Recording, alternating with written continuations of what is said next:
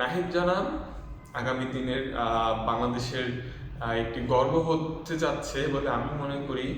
আপনি দেখেন নিউজিল্যান্ডের বিপক্ষে যে নাহিদ জানা প্রথম ওভারে যে দুর্দান্ত ইনিংসটা খেলেছেন, নিউজিল্যান্ডের রাচিন রবীন্দ্র তো তার প্রশংসা পঞ্চমুখ হয়ে অনেক কথা বলেছেন।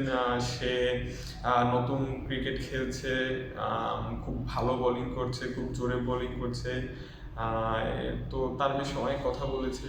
দেখেন, আপনি যদি অভিজ্ঞতা আপনি নিতে পারেন তাহলে ওইখান থেকে অনেক কিছু শেখার আছে।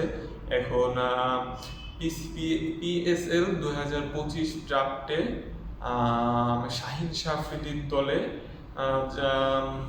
নাহিদ জানা খেলছে। তবে এখানে অবশ্যই তাদেরকে এই দিকটা লক্ষ্য রাখতে হবে যে তার ইনজুরির ব্যাপারে লক্ষ্য রাখতে হবে। তাকে একটা ম্যাচ খেলানোর পর, দুইটা ম্যাচ খেলানোর পর কত দূর পর্যন্ত রেস্ট দেওয়া যায়, তারপরে পরবর্তী ম্যাচে নামানো